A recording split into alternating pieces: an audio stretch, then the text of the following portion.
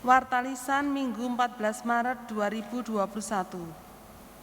Persekutuan doa masa Prapaskah 4. Persekutuan doa masa Prapaskah 4 akan diadakan pada hari Rabu 17 Maret 2021 pukul 18 WIB. Tema Injil bagi segala makhluk, manusia dan sesama. Pembicara adalah Saudari Faye Simanjuntak, pendiri Rumah Faye, rumah aman untuk anak-anak, penyintas kekerasan, eksploitasi, dan perdagangan anak. Persekutuan doa masa Prapaskah ini akan diselenggarakan melalui kanal YouTube GKI Purworejo. Informasi selanjutnya akan disebarkan melalui grup WA. Mohon perhatian anggota jemaat dan simpatisan GKI Purworejo maupun Bajem Celapar. Persekutuan remaja atau pemuda. Persekutuan remaja pemuda secara online dan onsite akan diadakan pada hari Sabtu tanggal 20 Maret 2021 waktu pukul 18 WIB. Persekutuan akan diselenggarakan secara tatap muka atau onsite dan live streaming atau onsite. Bagi saudara-saudari remaja atau pemuda yang hendak hadir di gereja, dimohon untuk mematuhi protokol kesehatan. Demikian Warta Lisan pada hari ini. Marilah kita bersaat teduh sejenak.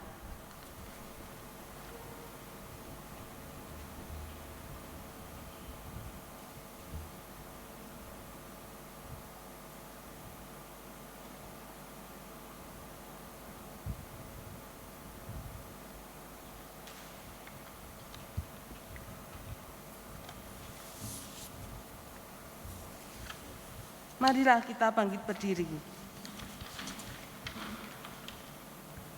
Saudara-saudara terkasih, dengarkanlah kabar baik ini. Allah mengasihi dunia, Ia mengasihimu, Ia mengasihi kita semua. Kiranya kebenaran kasih Allah membarui semangat kita dan memulihkan hidup kita. Karena itu, marilah kita datang kepadanya. Kita yang letih dan merindukan kelegaan, kita yang meragu dan membutuhkan peneguhan, kita yang tersesat dan mengharapkan tuntunan. Kami datang kepadamu ya Allah, ya sumber kehidupan.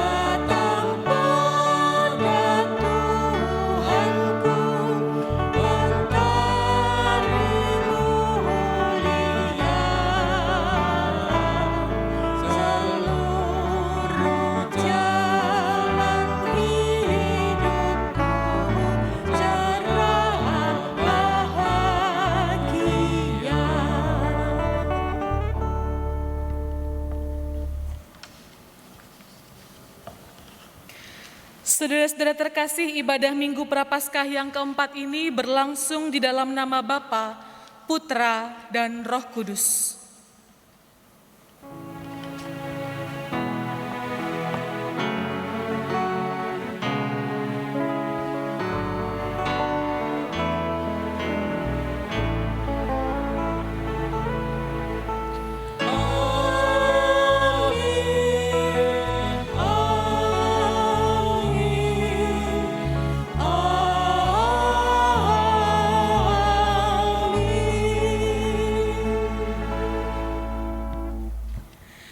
Tuhan beserta saudara.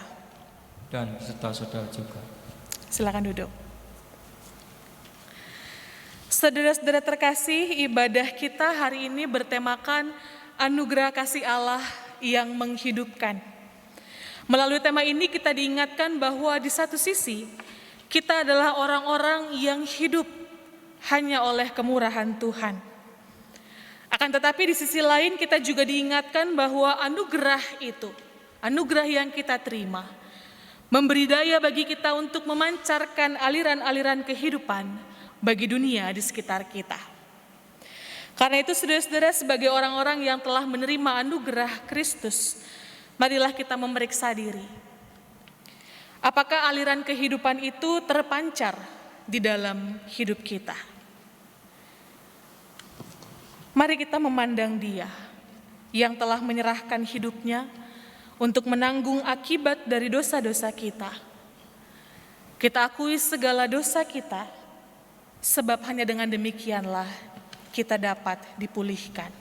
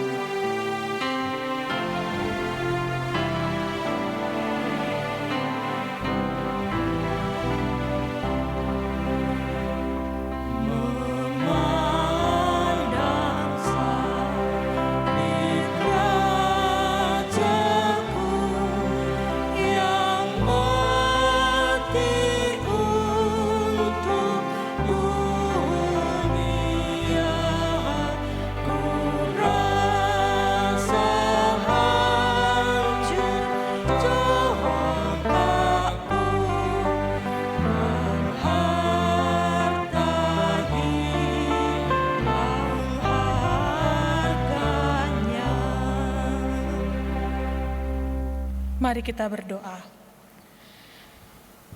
Ya Allah, ampunilah kami jikalau kami terlalu congkak untuk mengakui kelemahan kami. Ampuni kami jikalau kami terlalu sombong, terlalu mengutamakan kepentingan kami sendiri dan rela mengorbankan sesama kami hanya untuk kepuasan pribadi. Kami memandang-Mu ya Kristus, menyadari betapa kesalahan kami telah melukai Engkau. Namun kami juga memandang-Mu ya Kristus, menyadari betapa besar kasih-Mu bagi kami yang berdosa ini.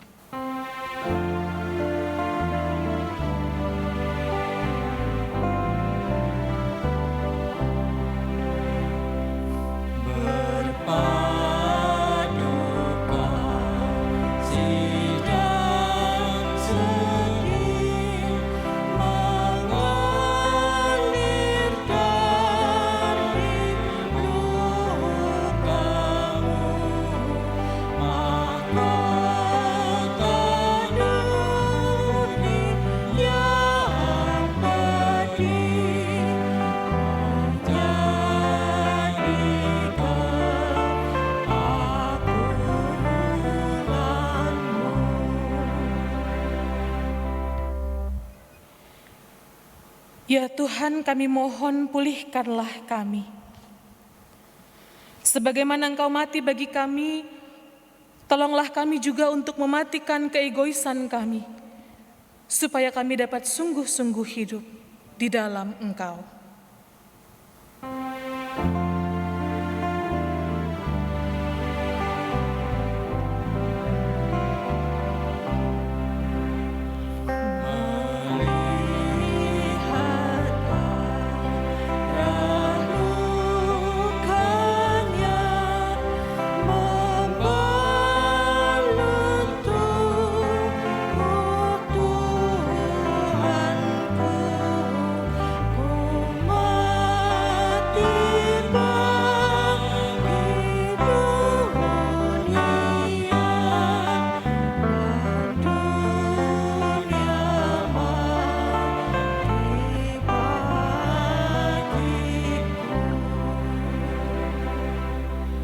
Inilah kami Tuhan dengan segala keberdosaan kami.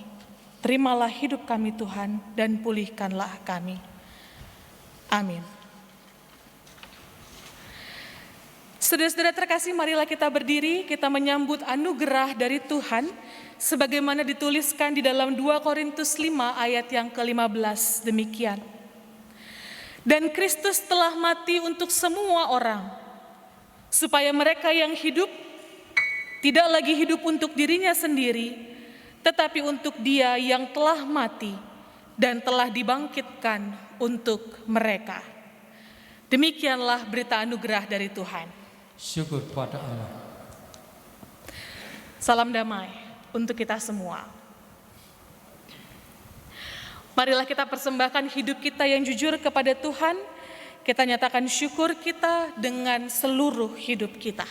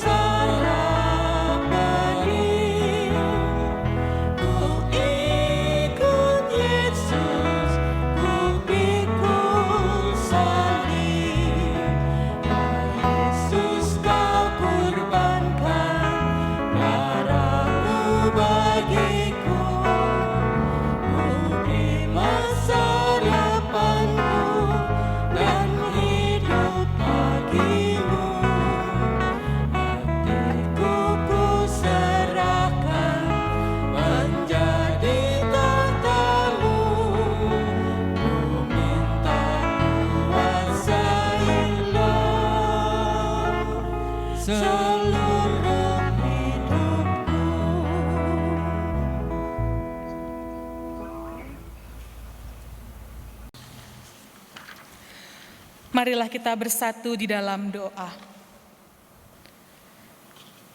Baharuilah kami Tuhan dengan firman-Mu, terangilah kami Tuhan dengan sabda-Mu, sehingga kami dapat bercermin dan dapat mengoreksi diri kami, dan dapat ikut serta hidup di dalam anugerah dan keselamatan yang Tuhan beri. Berfirmanlah Tuhan, kami mendengarkan. Amin. Saudara-saudara terkasih, dengarkanlah Injil Tuhan Yesus Kristus menurut Injil Yohanes, pasal yang ketiga ayat 14 sampai 21.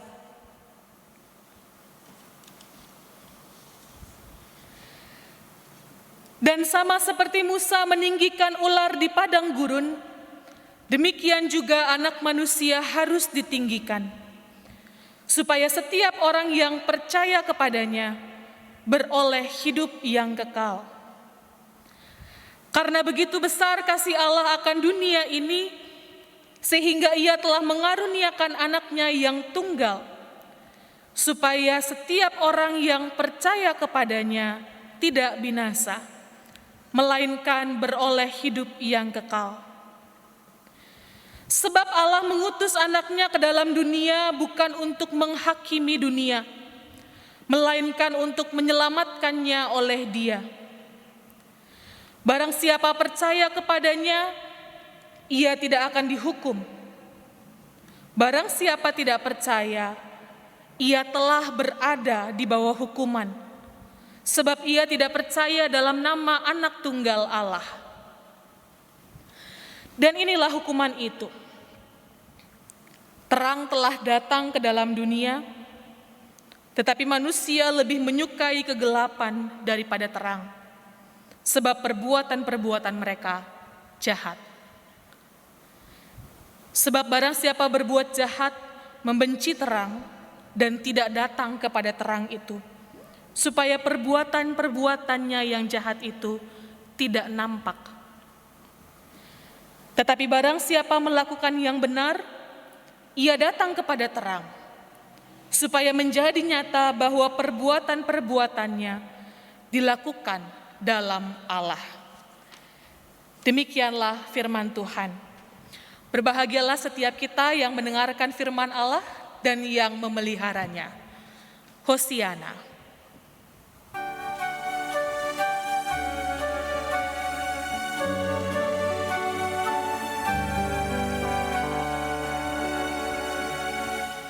Di tengah ancaman, sabdamu harapan, sumber penghiburan, kabar keselamatan.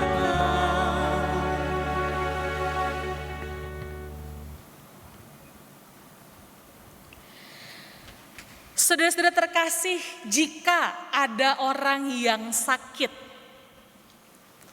apa yang harus dilakukan? Jawaban kita mungkin sama ya. Nek sakit ya berobat ke dokter. Akan tetapi saudara-saudara, pernahkah saudara merasa kayaknya sakit deh? Kayaknya ada yang gak beres nih dengan tubuhku nih, ada yang salah, gak kayak biasanya. Tapi meskipun Anda merasa ada yang salah, saudara-saudara memilih untuk menunda kunjungan ke dokter. Sesok lo lah. Besok bilangnya, besok lagi. Besok lagi bilangnya, kayaknya gak apa-apa deh, udah sehat. Kita tahu ada yang salah dengan tubuh kita, tapi kita memilih untuk tidak datang ke dokter. Kalau saudara-saudara pernah mengalaminya, saya juga pernah. Tahu sakit, tapi nggak mau ke dokter. Kenapa? Saudara-saudara, jujur, kadang-kadang kita sebagai manusia itu takut sebenarnya dengan kebenaran. Kadang-kadang kita merasa seolah-olah kalau kita tidak datang ke dokter, kalau dokter tidak mengatakan kepada kita, kamu itu sakitnya X, kamu itu sepertinya gejalanya A. Seolah-olah kalau dokter tidak mengatakan itu semua kepada kita, penyakit itu tidak ada dan kita baik-baik saja. Padahal kita tahu sebenarnya enggak begitu. Entah kita datang ke dokter atau kita tidak datang ke dokter, penyakit itu ada. Entah kita didiagnosa, entah kita dinyatakan sakit ataupun tidak, masalah itu ada di dalam tubuh kita. Cuma persoalannya yang membedakan adalah kalau kita datang ke dokter, kita diperiksa, kita tahu apa yang salah. Kita tahu musuh kita apa. Dan karena itu kita tahu senjata apa yang harus kita gunakan. Selama kita nggak tahu, kita hanya meraba-raba, kita juga bingung mau pakai senjata apa. Tapi itu manusia. Kadang-kadang kita tidak siap untuk menerima kebenaran dan kita memilih untuk bersikap seolah-olah tidak ada masalah, seolah-olah kebenaran itu tidak ada. Saudara-saudara, menghadapi kebenaran memang pada kenyataannya di seluruh area kehidupan kita. Menghadapi kebenaran itu bukan sesuatu yang mudah. Kadang-kadang kita ini sebagai manusia lebih suka hidup di dalam ilusi dan kebohongan-kebohongan yang menyenangkan dan sedikit menenangkan. Seolah-olah semuanya baik, seolah-olah tidak terjadi apa-apa, seolah-olah kita punya kendali, kita bisa mengatasi semuanya. Padahal sebenarnya tubuh kita, hati kita, perasaan kita, pikiran kita sedang meronta-ronta untuk dipulihkan. Akan tapi saudara-saudara, dari pengalaman itu, saya belajar satu hal begini. Hanya dengan menghadapi kebenaranlah pemulihan dapat dimulai. Hanya dengan menghadapi kebenaranlah, meskipun mungkin kebenaran itu bukan sesuatu yang kita harapkan, sebuah proses pemulihan di dalam hidup bisa dimulai. Nah, saudara-saudara, bukankah hal ini yang sebenarnya dinyatakan oleh Yesus di dalam bacaan kita hari ini?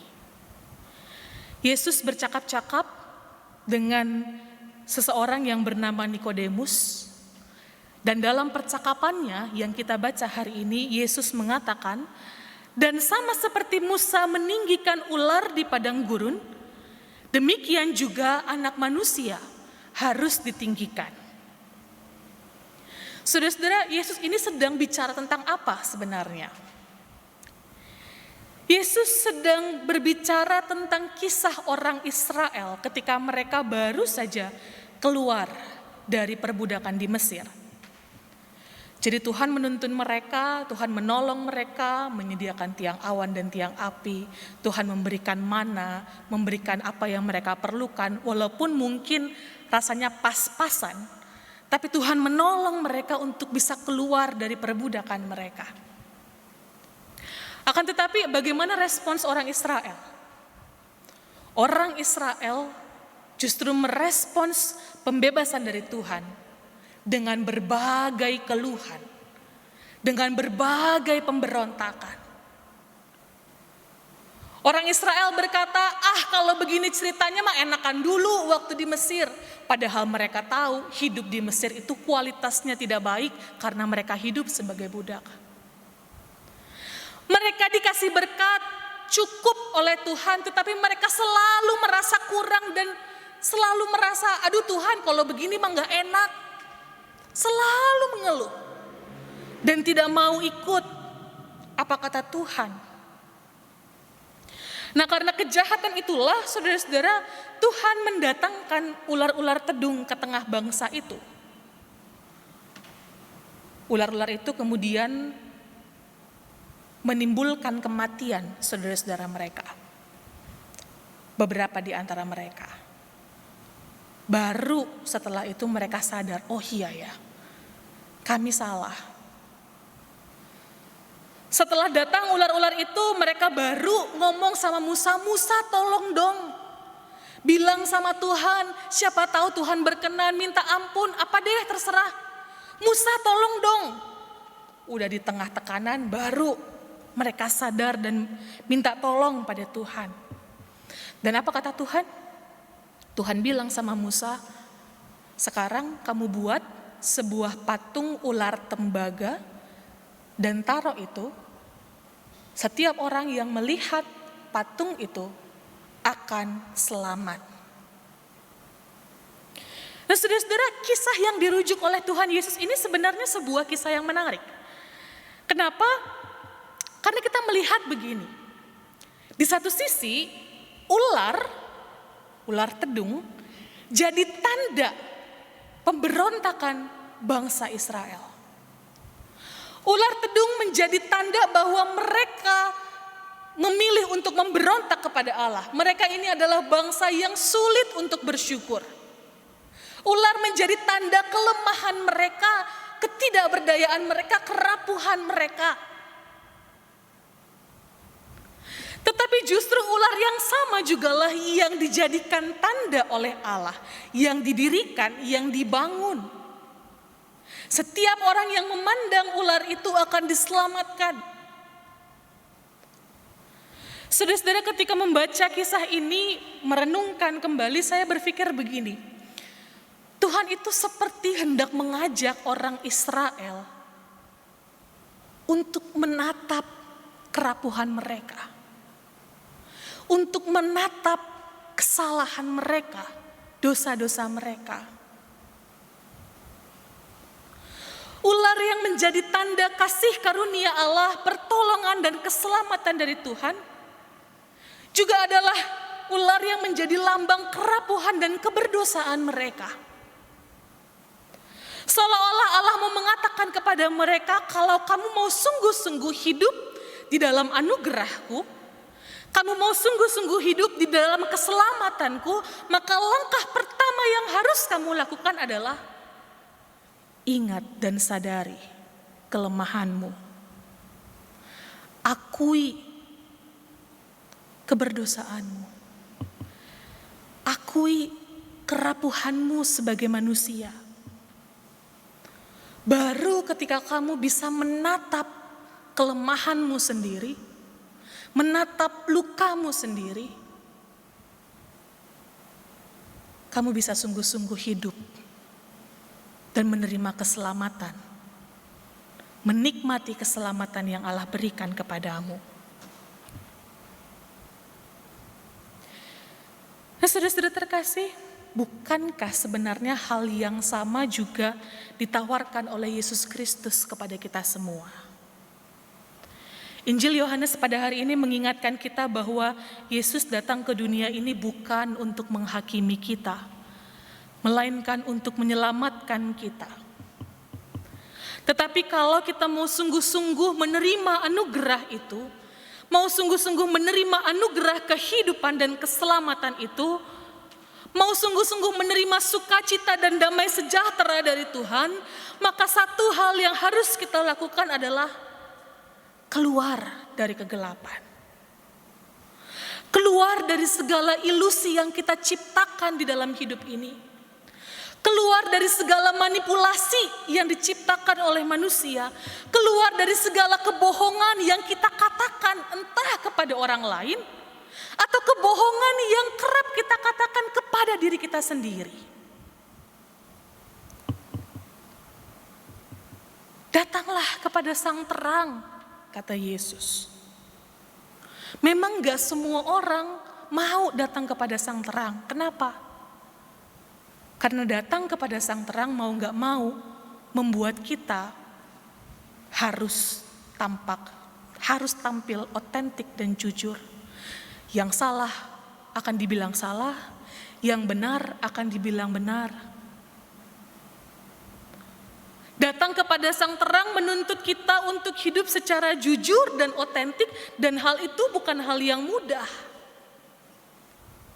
Kadang-kadang, seperti yang saya katakan di awal, kita lebih suka hidup di dalam ilusi dan manipulasi atau kebohongan yang kita ciptakan untuk menyenangkan diri kita sendiri. Tahu salah, tapi kita mengatakan, gak apa-apalah, kita cari alasan. Kita membenarkan perilaku-perilaku kita. Tahu salah, tetapi kita tidak mau mengakui itu. Kenapa? Karena kalau kita mengakui, mau gak mau ada konsekuensi yang harus kita terima. Sehingga kita memilih untuk berpura-pura tidak tahu atau tidak ada kesalahan yang terjadi. Kejujuran memang bukan hal yang mudah.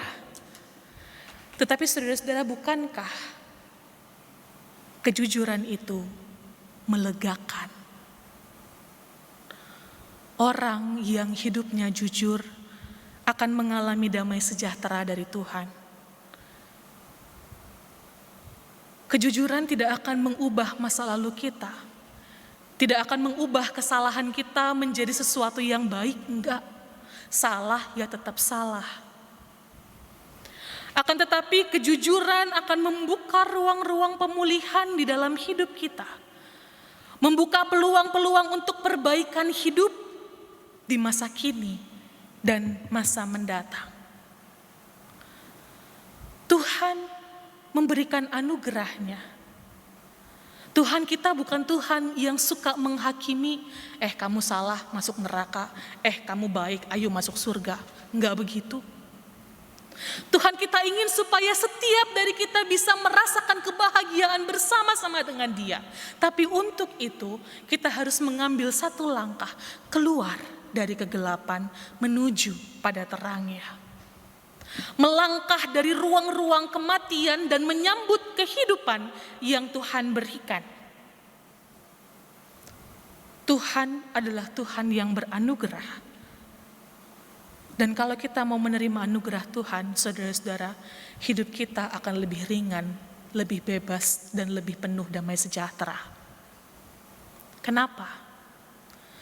Karena anugerah yang Tuhan berikan akan memampukan kita untuk melakukan kebaikan, menyatakan kasih buat sesama, bukan dengan perasaan terbeban. Anugerah yang Tuhan berikan kepada kita akan memampukan kita untuk melakukan kebaikan bukan karena perasaan berhutang, tetapi dengan perasaan syukur dan penuh sukacita. Anugerah yang Tuhan berikan kepada kita akan memampukan kita untuk meringankan langkah kita. Perjalanannya mungkin sama beratnya, tetapi hati dan langkah kita menjadi lebih ringan. Kenapa? Karena kita tahu Tuhan mengasihi kita. Anugerah kasih-Nya akan membebaskan kita dan membuat kita sungguh-sungguh hidup. Pertanyaannya saudara-saudara, maukah kita menerima anugerah kehidupan yang sudah Tuhan sediakan itu? Maukah kita mengambil resiko sedikit tidak nyaman? Keluar dari kegelapan dan dosa dan ilusi yang kita ciptakan, untuk secara jujur masuk ke dalam anugerah keselamatan yang Tuhan berikan. Tuhan sudah berikan kasih-Nya, tinggal keputusannya ada pada kita, terima atau tolak. Tuhan menunggu jawaban kita. Amin.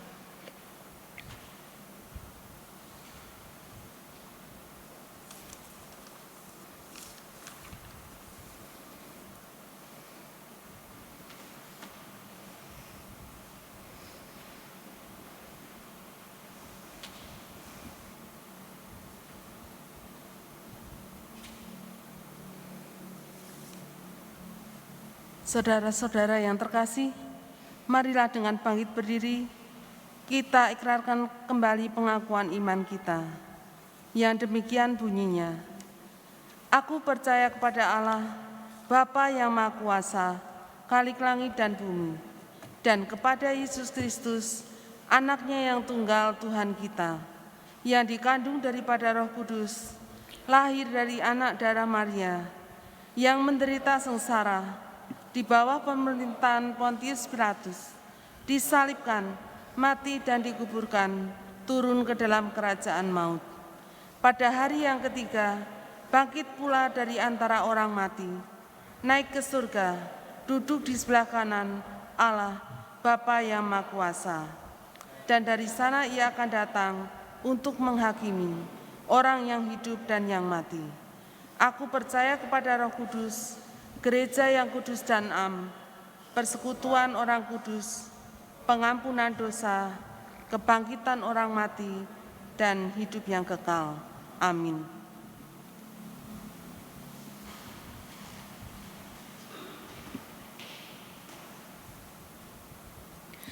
Mari saudara-saudara kita bersatu di dalam doa. Tuhan, terima kasih untuk anugerah kehidupan yang sudah Tuhan berikan. Ajarkan kami Tuhan untuk terus-menerus memeriksa diri kami dan memberi diri kami untuk diperbarui oleh kasih Tuhan. Kami tidak sempurna Tuhan, tetapi kami mau belajar untuk hidup di dalam kasih-Mu. Ya Tuhan yang Maha Pengasih, kami juga datang kepadamu pada hari ini, menaikkan doa kami untuk saudara-saudara kami yang dalam kondisi sakit.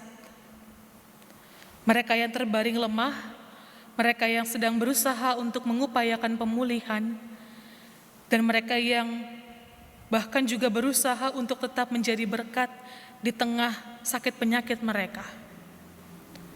Tuhan, tolonglah mereka. Biarlah setiap upaya yang dilakukan boleh menolong mereka, memampukan mereka untuk dapat melihat dan merasakan cinta Tuhan.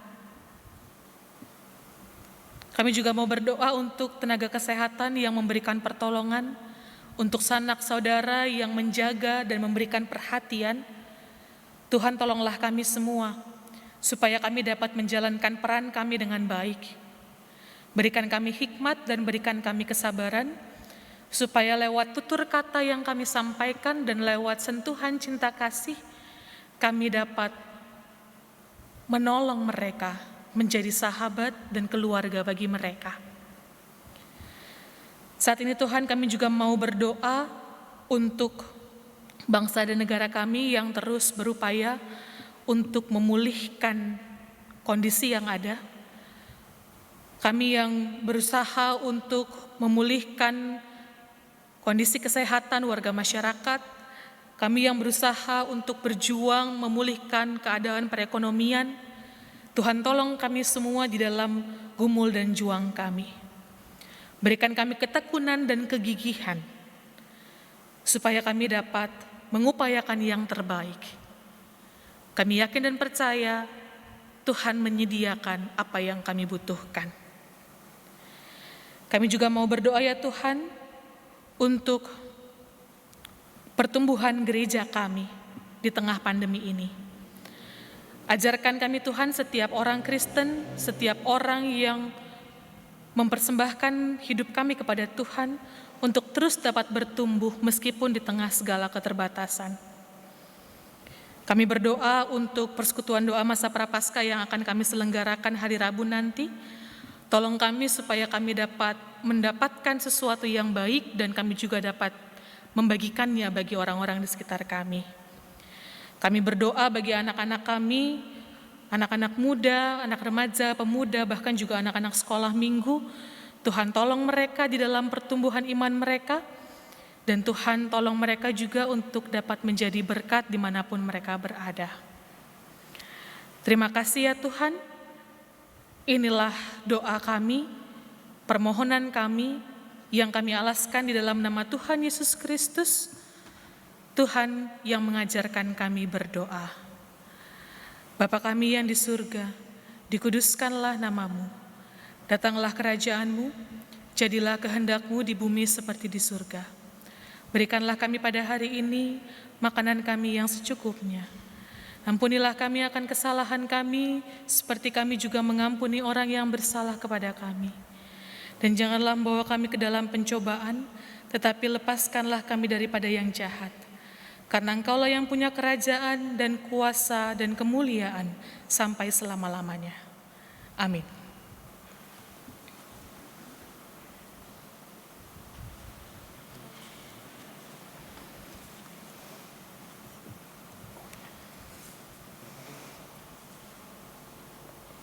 Saat ini kita akan memberikan persembahan kepada Tuhan, dan pengantar persembahan pada hari ini terambil dari Mazmur 16 ayat yang ke-11. Engkau memberitahukan kepadaku jalan kehidupan. Di hadapanmu ada sukacita berlimpah-limpah. Di tangan kananmu ada nikmat senantiasa.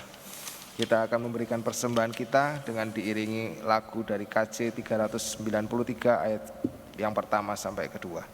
Tuhan betapa banyaknya.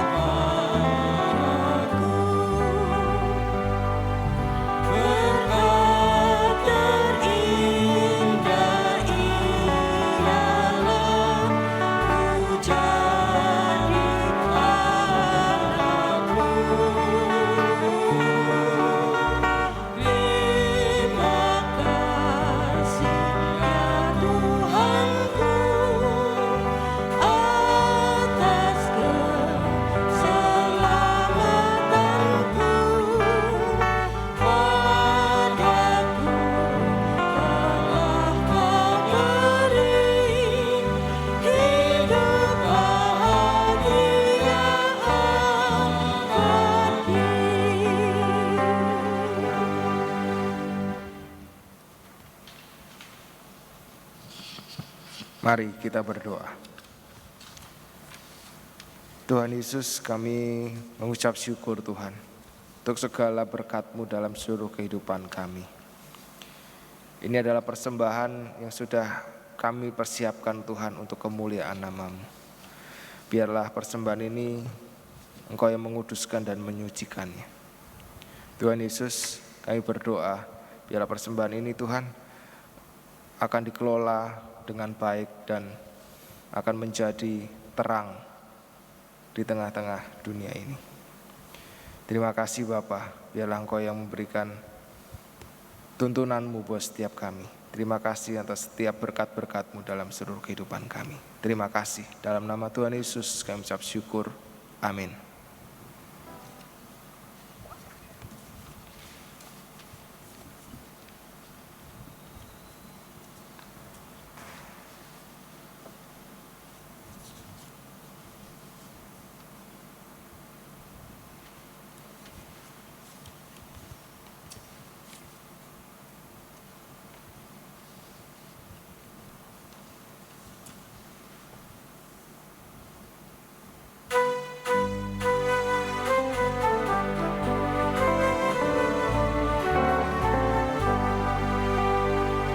Kita sudah ditebus olehnya, inilah yang lalu alismu, maju terus dan kibarkan baginya sanjung rajamu.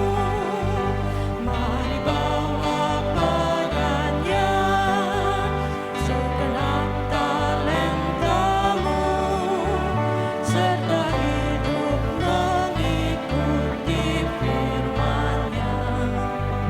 Taat dan setialah, walau sukar jalanmu, hidup kudus akan kasih-Nya pun nyatalah. Dan layanilah dengan setia, jangan dosa sampai menghadangmu. Junjunglah terus kebenaran-Nya sanjung rajamu.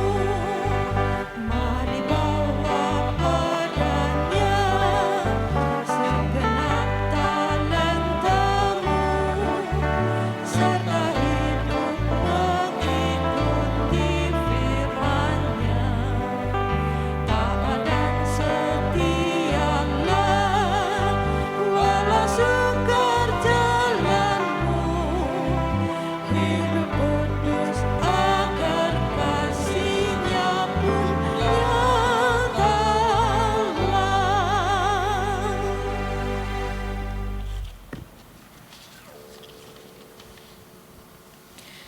Saudara-saudara, sebagaimana Allah telah mengutus anaknya untuk memberi kehidupan bagi dunia, demikianlah Ia mengutus kita anak-anaknya untuk merawat kehidupan yang telah Ia berikan. Karena itu marilah kita pergi dan marilah kita menjadi berkat dimanapun Tuhan mengutus kita. Mari mengarahkan hati kita kepada Tuhan. Kami mengarahkan hati kami kepada Tuhan. Mari menjadi saksi-saksi Kristus. Syukur pada Allah, Terpujilah Tuhan. kini dan selamanya. Kita mohon berkat dari Tuhan. Kiranya anugerah dan damai sejahtera dari Allah, sumber segala yang hidup, Kristus Sang Penebus dan Roh Kudus Sang Penopang, menyertai kita dari sekarang sampai selama-lamanya. Amin.